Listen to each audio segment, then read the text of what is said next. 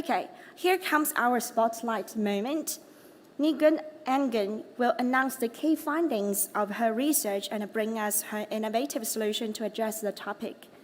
Nilgün Engin is plant-based treaty, regional liaison for the MENA, and a director of Climate Safe Movement. The plant-based treaty aims to halt the widespread degradation of critical ecosystems caused by animal agriculture and to promote a shift to healthier, more sustainable plant-based diets. Please, Nilgün, the floor is yours. Thank you, Kat. Hello, everyone. The plant-based treaty aims to halt the widespread degradation of critical ecosystems caused by animal agriculture and to promote a shift to healthier, sustainable plant-based diets. Quoting the UN Secretary General, the era of global boiling has arrived. Our current food system, dominated by meat, dairy, and egg consumption, is the single largest cause of breaches to 5 out of 9 planetary boundaries. In Johan Rockström and Owen Gaffney's book, Breaking Boundaries, they say, the final battle over whether we successfully deliver on the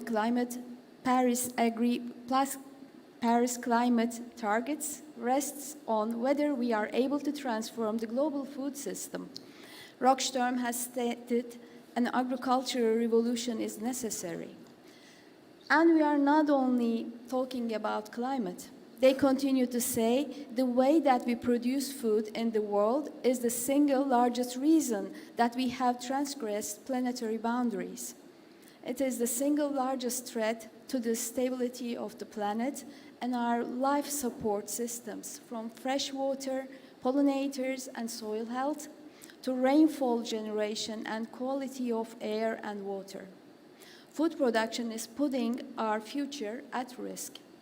So a transition to a plant-based food system is essential, and cities can play a big part in that. The global population is expected to reach 60% living in urban areas by 2050, which will lead to challenges such as climate adaptation, poor air quality, and water shortages. Cities are crucial players in shaping a sustainable future as hubs of innovation, economic activity, and population. Their actions have a significant impact on the environment, resource consumption, and the overall well-being of society. Addressing dietary shifts in cities becomes key, providing a lever to mitigate environmental impacts and bolster sustainability within our global food systems, so that we can live within our planetary boundaries. Cities are joining forces to respond to the climate emergency, and through collaboration, cities are able to share knowledge and ideas, pool resources, and plan improvements to services and infrastructural across municipal boundaries. So we have been meeting with city politicians, bureaucrats, and other stakeholders, presenting to them about the plant-based treaty, asking them to endorse and also implement plant-based initiatives and policy. There is already some fantastic progress being made in leading cities across the world. 22 cities worldwide, including Los Angeles, Edinburgh, and Didim, they have called for a plant-based treaty as a companion to the Paris Agreement to address escalating food emissions.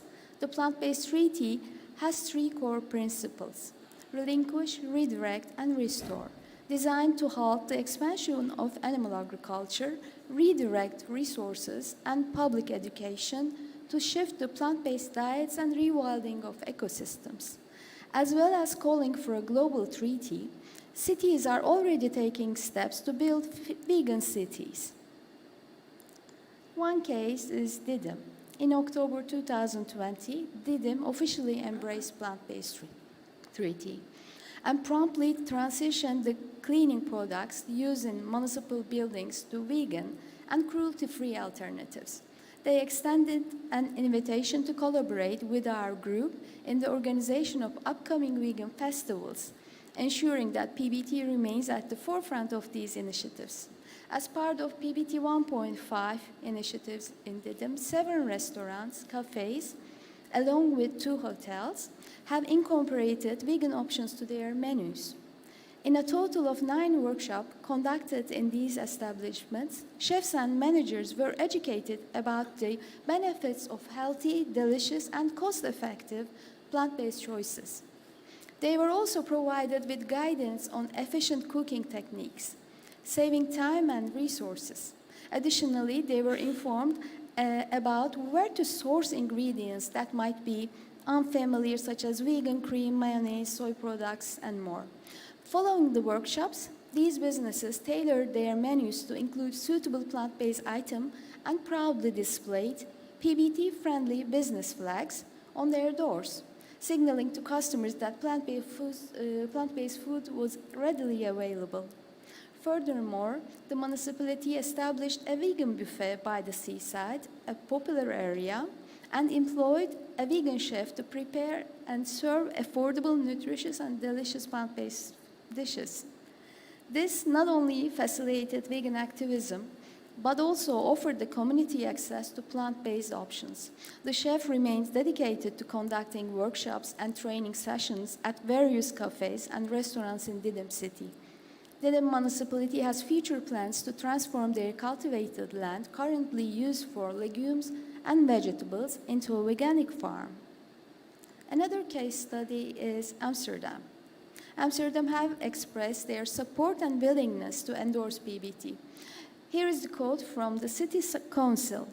"We will sign the plant-based treaty, sending a strong signal that endorsing the principles of the 2015 Paris Climate Agreement needs a climate-neutral and circular food system." As a C40 city, Amsterdam has long played a leading role in sustainability, including the implementation of donut economics.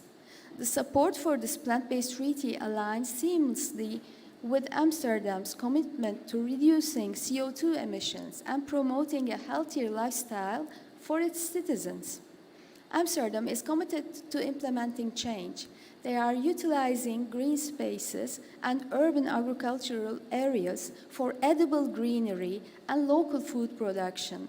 They are developing an implementation plan to accelerate the transition to plant-based food and beverage offerings within the municipal organization and are committed to supporting public organizations with knowledge and experience regarding tenders, subsidies, and contracting in their purchasing policy for healthy, fair, sustainable food.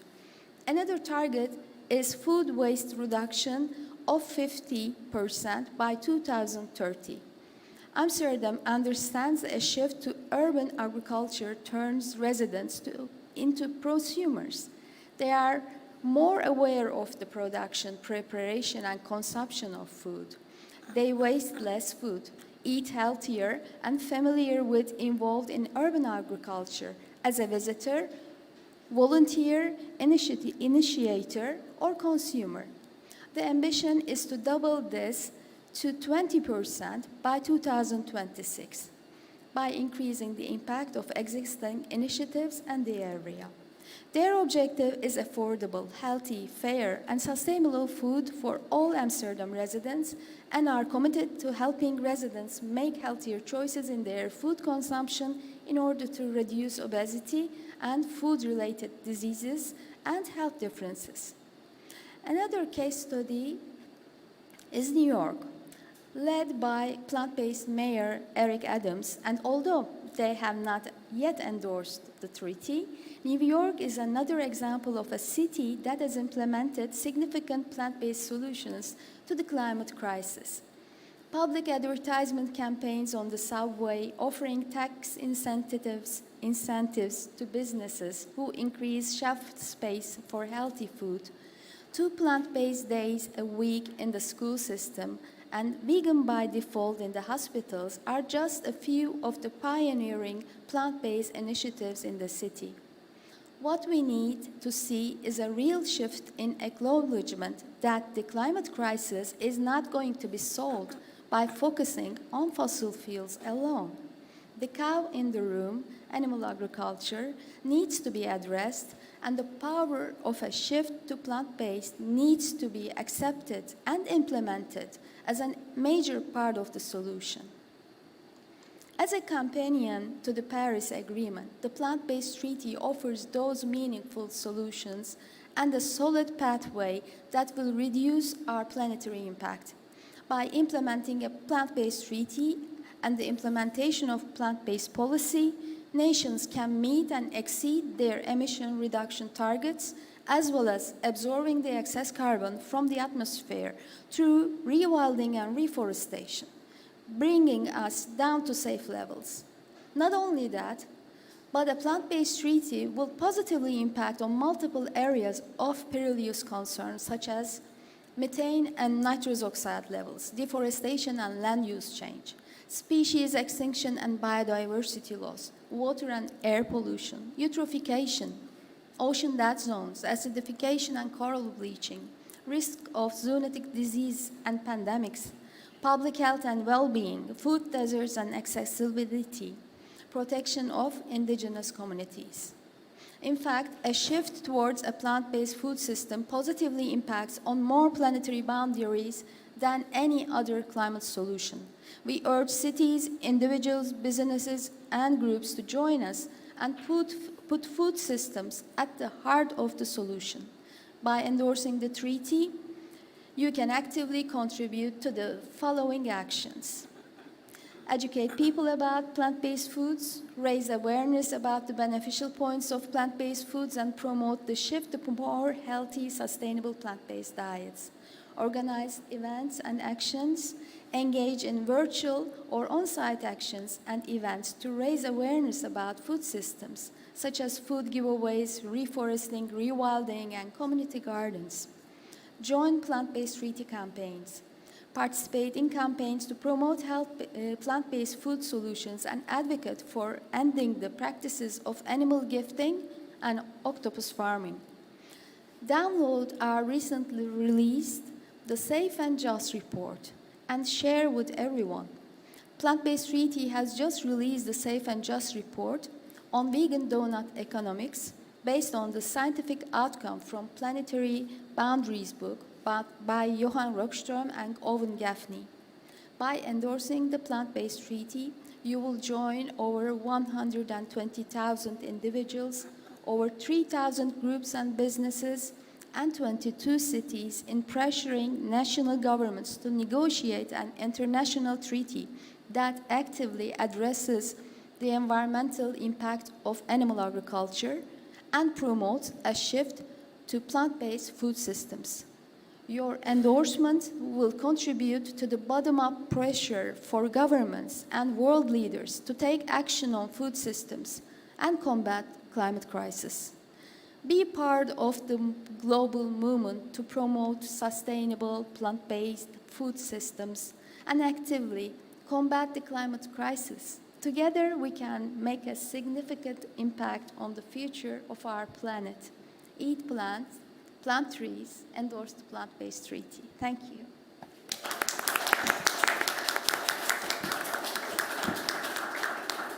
Thank you so much, Nilgün. Due to the time commitment, we will only have the time for one question from the broad audience. If you have any questions or concerns, please feel free to raise your hand. Just one question. Please go ahead.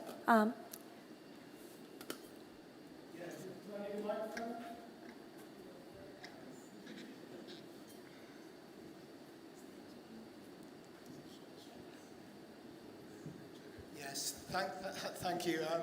My name's Michael Lee and I'm an observer from the UK. I wear a few hats. One of them is European Federation of Animal Science. First of all, thank you to the panel, and the passion is clear, but just a few comments for balance, if that's okay. First of all, no one wishes to see loss of biodiversity, and certainly no one wishes to see animal suffering, so that's abundantly clear. But also we have to realise as well that the picture painted for livestock production is not just one picture. There are many different ways that livestock are raised.